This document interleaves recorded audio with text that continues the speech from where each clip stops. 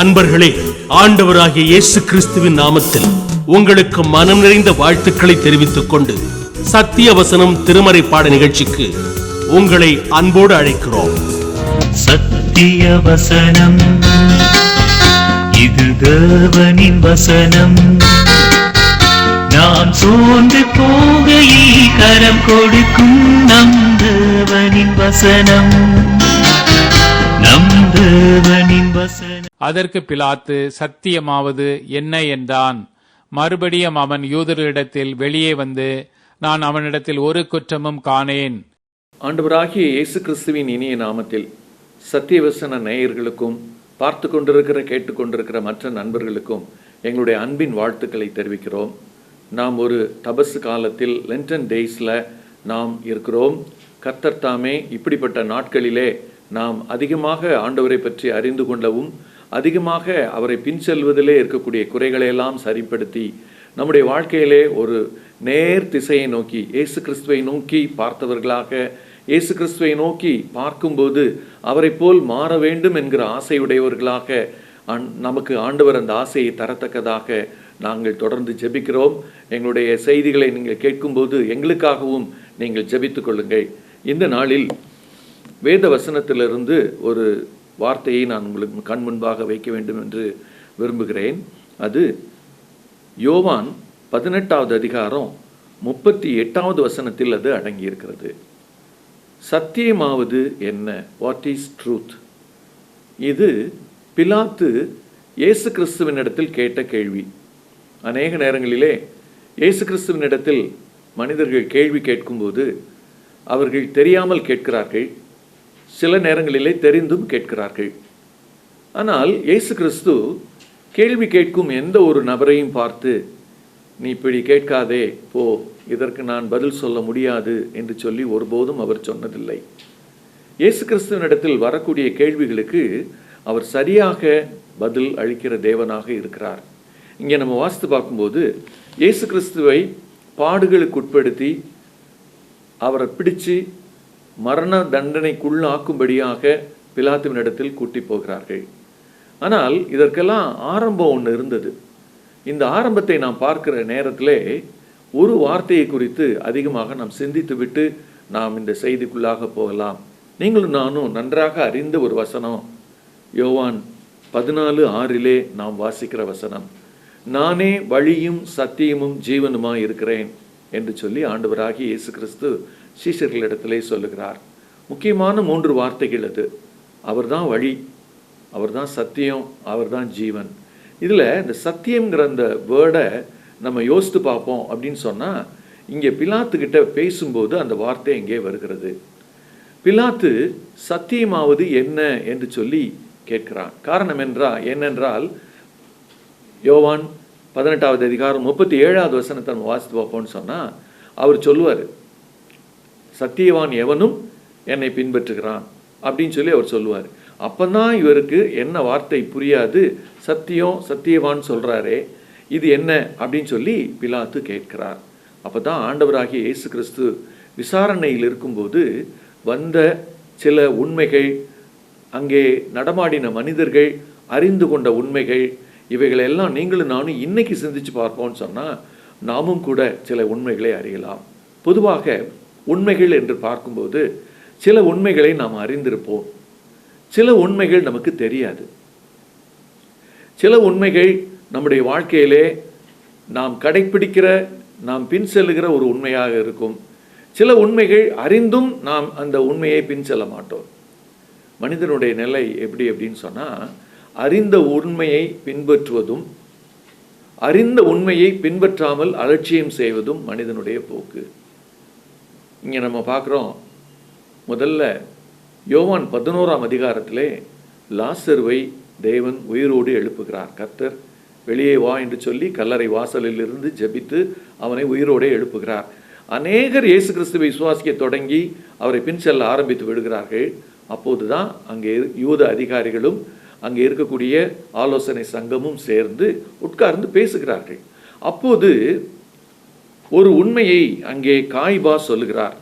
அது எங்கே பார்க்கலாம் அப்படின்னு சொன்னால், யோவான் 11வது அதிகாரம் 50வது வசனத்தில் அவர் சொல்றாரு, ஜனங்கள் எல்லாரும் கெட்டு போகாதபடிக்கு ஒரே மனுஷன் ஜனங்களுக்காக மரிப்பது நமக்கு நலமாய் இருக்கும் என்று நீங்கள் சிந்தியாமல் இருக்கிறீர்கள் என்று சொல்லி மற்றவர்களை பார்த்து சொல்கிறார். இது ஒரு பெரிய உண்மை. அடுத்த வசனங்களை வாசித்து பார்க்கும்போது வேதம் எடுத்து சொல்லுகிறது என்று சொன்னால், அவன் சாதாரணமாய் இதை சொல்லாமல் தீர்க்க தரிசனமாய் சொன்னான் என்று சொல்லுகிறது. ஒரு உண்மையை எல்லாருக்கும் அவன் சொல்றார். அவர் அந்த உண்மையில் என்ன சொல்றாருன்னா, ஜனங்கள் எல்லாருக்காகவும் ஒருத்தர் மரிக்கிறது நல்லது, இது தேவனுடைய திட்டம். அது அவருக்கு ஒரு உண்மையாக அங்கே புலப்படுகிறது, மற்றவர்களுக்கும் சொல்லுகிறார். ஆனால் அந்த வார்த்தையின் உள்ள பொருளை அவர்கள் முழுமையாக அறிந்து கொள்ளவும் இல்லை. அந்த உண்மையை அறிந்து கொண்ட பிறகு நாம் என்ன செய்கிறோம் என்று சொல்லி சிந்திக்கவும் இல்லை. நாமும் கூட அநேக நேரங்களிலே சில உண்மைகளை அறிகிறோம், ஆனால் முழுமையாக அறிந்து கொள்வதில்லை. அதே போல அந்த உண்மையை வெகு எளிதாக அலட்சியம் செய்துவிட்டு போகிறோம். அங்கே காய்பா அந்த உண்மையை அறிந்திருந்தார், எல்லாருக்கும் சொன்னார். ஆனால் அதுபடி ஏதாவது யோசித்து செய்தாரா, ஏதாவது யோசித்து அவர்கள் செய்தார்களா என்று கேட்போமானால் அங்கே ஒன்றுமே இருக்காது. அதே போல பேதுரு மத்தேயு 16வது அதிகாரம் 16வது வசனத்தில், நீர் ஜீவனுள்ள தேவனுடைய குமாரனாகிய கிறிஸ்து என்று சொல்லி பரலோகம் அவருக்கு வெளிப்படுத்தின உண்மையை அவர் சொல்லுகிறார், எல்லாரும் கேட்க சொல்லுகிறார். ஆனால் அவருடைய பிற்கால பகுதியை தொடர்ந்து நாம் வாசிப்போம் என்று சொன்னால், இயேசு கிறிஸ்துவை மறுதலிக்கவும் துணிந்து விடுகிறார். இயேசு கிறிஸ்து தன்னை பின் செல்லும் போது அவர் சீஷர்களை ஒவ்வொரு நாளும் உருவாக்குகிறார். அவர் லூக்கால வாசித்து பார்ப்போம்னு சொன்னால் அவர் எச்சரிக்கிறார், இன்னைக்கு நீ சேவல் கூறுறதுக்கு முன்னால் நீ என்ன செய்வ, மறுதலிப்பேன்னு சொல்லி. அப்போ அவர் என்ன பதில் சொல்கிறாரு, எல்லாரும் மறுதலிச்சாலும் நான் மறுதலிக்க மாட்டேன் அப்படின்னு சொல்லி அவர் ரொம்ப கான்ஃபிடென்ட்டாக சொன்னார். தன் மீது உள்ள நம்பிக்கை, தன் பலத்தின் மீது உள்ள நம்பிக்கையில் அவர் அப்படி சொன்னார். நாம் அநேக நேரங்களிலே நமக்கு வெளிப்படுத்தப்பட்ட உண்மையை, நாம் அறிந்த உண்மையை பின்பற்றும் போது அநேக நேரங்களிலே சுயபலனை நாம் நம்புகிறோம். பேதுரு அப்படித்தான் சுயபலனை நம்பினார். இவர் கிறிஸ்து அப்படிங்கிற அறிந்த உண்மையை அவர் என்ன செஞ்சார், நான் கடைசி வரைக்கும் நான் விட்டுற மாட்டேன், அதை நான் மறுதலித்து ஒன்றுமே சொல்ல மாட்டேன் அப்படிங்கிற ஒரு முடிவை எடுத்தவர் அதில் தடுமாறி விடுகிறார். அப்போ அறிந்த உண்மையை அவருமே அந்த இரவு நேரத்திலே இயேசு கிறிஸ்துவை விசாரணைக்கும் மற்றபடி அவரை மரணத்துக்குள்ளாக்கவும் அவர்கள் முயற்சி செய்த அந்த இரவிலே அவர் 3 முறை மறுதலிக்கிறதை நாம் பார்க்கிறோம். அதே போல் யோவான் ஸ்நானகனை நம்ம பார்க்கும்போது முதல்ல அவர் சொல்லுவார், யோவான் 1ஆம் அதிகாரத்தில் நீங்கள் வாசித்து பார்த்தீங்கன்னா அவர் சொல்லுவார், இதோ தேவ ஆட்டுக்குட்டி. யோவான் 1:36 நீங்கள் பார்த்தீங்கன்னா அங்கே இருக்கிற மற்றவர்களுக்கு இயேசு கிறிஸ்துவை சுட்டி காண்பித்து அவர் என்ன செய்வார்னு சொன்னால், இவர் தேவ ஆட்டுக்குட்டின்னு சொல்லுவார். அப்போ அங்கே சில சீஷர்களும் சரி, அங்கே கூடியிருந்தவங்களும் சரி அதை கேட்குறாங்க, இயேசு தேவ ஆட்டுக்குட்டியாக இங்கே வந்திருக்கிறாருன்னு. அந்த உண்மை அப்படி அறிவிக்கப்பட்ட போதும் அதுக்கப்புறம் அதை யாருமே கவனம் செலுத்தி பார்க்கவில்லை. இயேசு கிறிஸ்து தேவ ஆட்டுக்குட்டி என்கிற கான்செப்டை அவங்க அன்னைக்கு கேட்டாங்க, அந்த உண்மையை அறிந்து கொண்டார்கள். ஆனால் அதற்கு எந்த விதமான எந்த விதமான பதிலும் அவர்கள் சொல்லவில்லை. காலங்கள் கடந்தது. கடைசியாக ஒருத்தரை நம்ம பார்க்குறோம், இயேசு கிறிஸ்து. இங்கே உண்மைகளை அறிந்த மனிதர்களை நாம் பார்க்கும்போது எல்லா உண்மைகளையும், எல்லா சத்தியத்தையும், எல்லா தேவ திட்டத்தையும் இயேசு கிறிஸ்து அறிந்தவராக அங்கே நிற்கிறார். அவர் முதல்ல ஆலோசனை சங்கத்தில் இழுத்துட்டு போய் அவரை விசாரிப்பாங்க. அப்படி விசாரிக்கும்போது நிறைய பேர் பொய் சாட்சி சொல்லுவாங்க. நிறைய பேர் பொய் சாட்சி சொல்லி என்ன சொல்லுவாங்க, ஆலயத்தை இடித்து கட்டுகிறேன்னு சொன்னார் அப்படின்னு சொன்னாருன்னு சொல்லுவாங்க பொய்யா. வரி கொடுக்கக்கூடாதுன்னு சொன்னாருன்னு சொல்லி பொய் சொல்லுவாங்க. ஆனால் இயேசு கிறிஸ்துவை பார்த்தீங்கன்னு சொன்னால் ஒன்றுமே பேச மாட்டார். அவங்க சொல்கிற எல்லாமே பொய்ன்னு அவருக்கு தெரியும். அவங்க சொல்கிற அந்த பொய்யை நீ பொய் சொல்லுகிறேன்னு சொல்லி தன்னை குறித்து நியாயப்படுத்தி அவர் பேசவே மாட்டார். ஆண்டவராகிய இயேசு கிறிஸ்துவிட்ட ஒரு நல்ல ஒரு குணநலன் உண்டு. என்ன தெரியுமா, பிதா இதுக்கு தான் நான் உன்னை கொண்டு வந்திருக்கேன், நீ இந்த பாதையில் தான் நடக்கணும்னு சொல்லிட்டா பேசாமல் அந்த பாதையில் நடப்பார். அவருக்கு மறுகேள்வி கேட்க தெரியாது, மறுகேள்வி கேட்க மாட்டார். அங்கே அவர் மறுகேள்வி யார்ட்டையும் கேட்கல. ஏப்பா நான் அந்த அர்த்தத்தோடு சொல்லலையேப்பா, நான் இந்த தேவாலயம் என்று நான் சொன்னது சரீரத்தில் சொன்னேன். நீங்கள் 3 நாள் என்னை உள்ளே வைப்பீங்கன்னு சொன்னால் நான் உயிரோடு எழுந்திருப்பேங்கிறதுக்காக சொன்னேன். உங்களுடைய வாழ்க்கையிலே ஆலயம் வெளியில் இல்லை, உங்களுடைய ஆலயம் உங்கள் உள்ளே தான் இருக்குது அப்படிங்கிற ஒரு பொருளை நான் சொல்வதற்காகவும் சொன்னேனே. ஆனால் அதெல்லாம் நீங்கள் விட்டுட்டீங்க. என்ன கேட்குறீங்க, என்ன சொல்கிறீங்க? இந்த ஆலயத்தை கட்டுவதற்கு அநேக ஆண்டுகளானது 3 நாளில் கட்டிடுவேன்னு அவர் சொல்கிறாரு, இடிச்சிட்டு கட்டிடுவேன்னு சொல்கிறாரு அப்படின்னு பொய்யா சொல்லும்போது அமைதியாக இருக்கிறார். அதே போல் அதே ஆலோசனை சங்க அந்த உறுப்பினர்கள் ஆண்டவரை நோக்கி என்ன கேட்பாங்க? நீ ஜீவனுள்ள தேவனுடைய குமாரனான்னு கேட்ட கேள்விக்கு ஆண்டவர் நீ சொல்லுகிறபடி தான் என்று சொல்வார். நீங்கள் அந்த பகுதியை வாசித்து பார்த்தீங்கன்னு சொன்னால் ஆண்டவர் சொல்கிற காரியம் என்ன தெரியுமா? பேசாமல் இருக்க வேண்டியதுக்கு அவர் பேசாமல் இருக்கிறாரு. அதே நேரத்துக்கு ஆண்டவர் வாய் திறந்து பேச அனுமதிக்கிற ஒரு முக்கியமான ஒரு கேள்விக்கு பதிலாக என்ன சொல்கிறாரு? நீ சொல்கிறபடி தான் அப்படிங்கிறாரு. அப்போ ஆண்டவருக்கு என்ன ஒரு அர்ப்பணிப்பு இருந்துச்சு தெரியுமா? தேவனுடைய திட்டப்படி நான் வாழ்ந்து கொண்டிருக்கிறேன். சில காரியங்களை மக்கள் புரியாமல் என் மீது பொய்யே சொன்னால் கூட நான் பதிலளிக்க வேண்டிய அவசியமில்லை.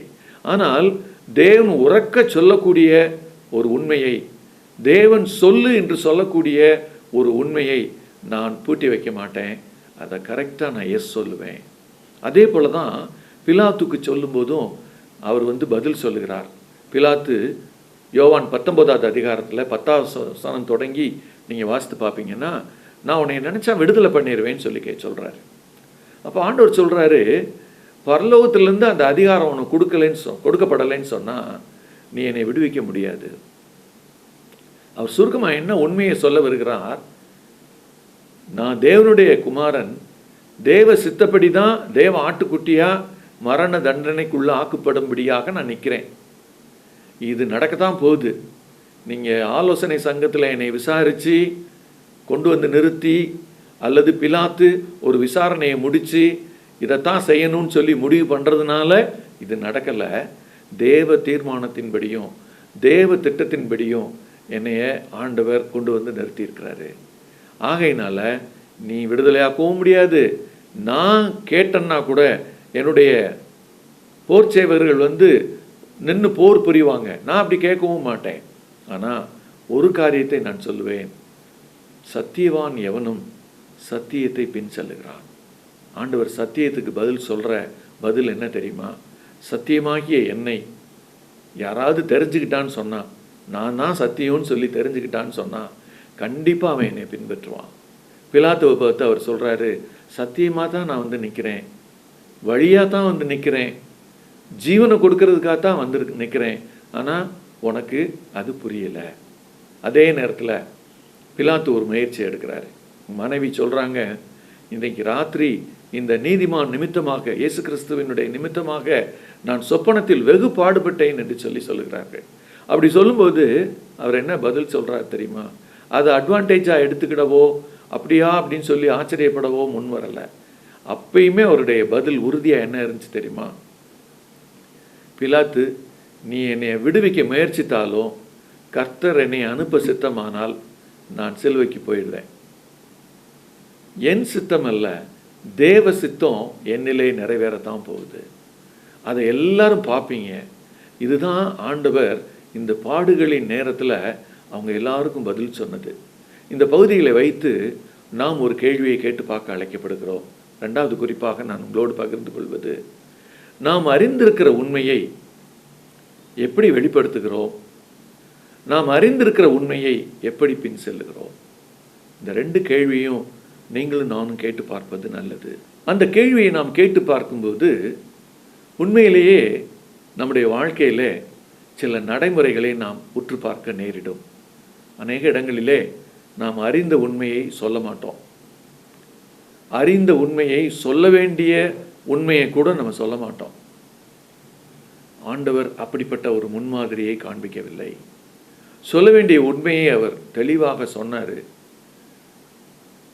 தேவையில்லாத வீண் பொய்யை அவர்கள் சொல்லும்போது விவாதத்தை அவர் வளர்க்க விரும்பாமல் பேசாமலும் அவர் இருந்தார். அப்ப ஆண்டவரிடத்தில் நாம் கற்றுக்கொள்வது என்ன? ஆண்டவர் ஒரு பாதையிலே போகிறார். அந்த பாதையிலே அநேக மனிதர்கள் குறுக்கே வருகிறார்கள்.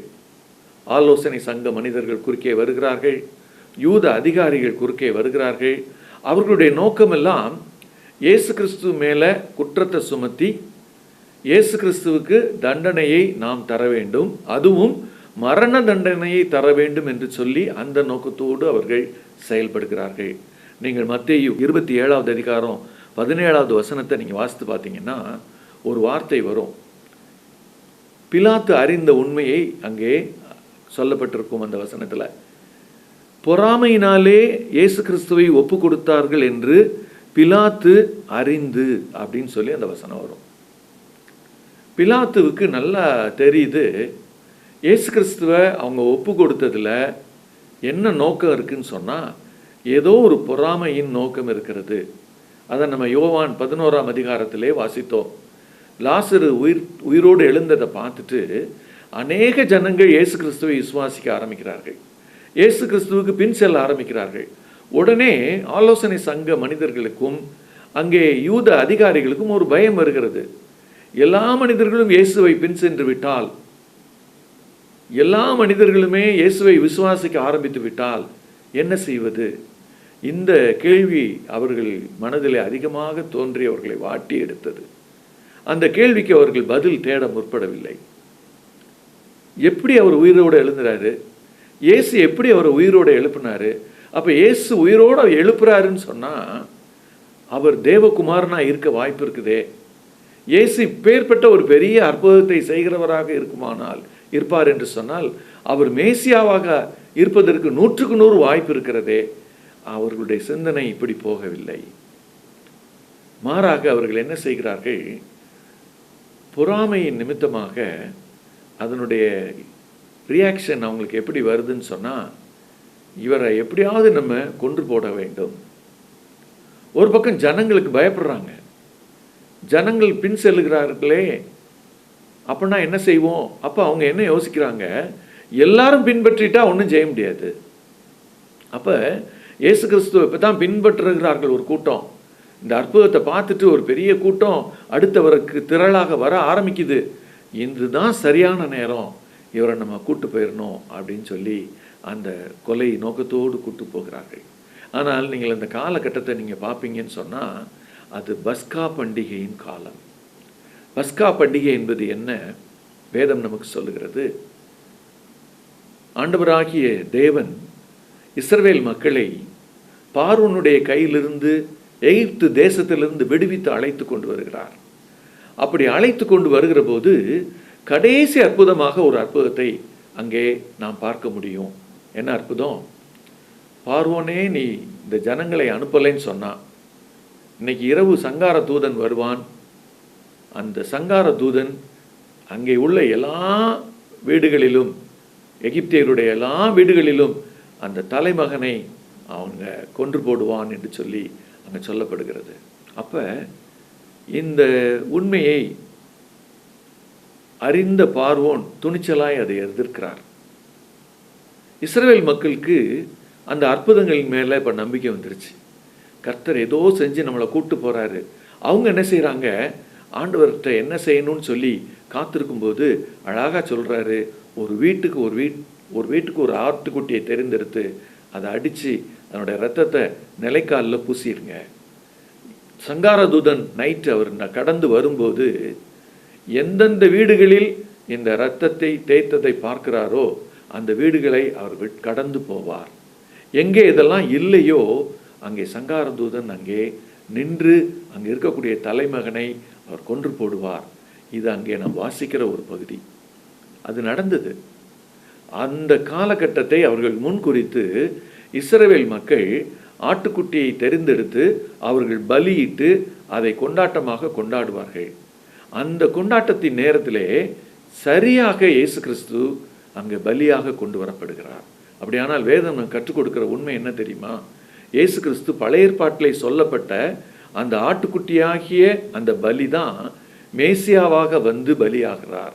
இப்போ ஒரே ஒரு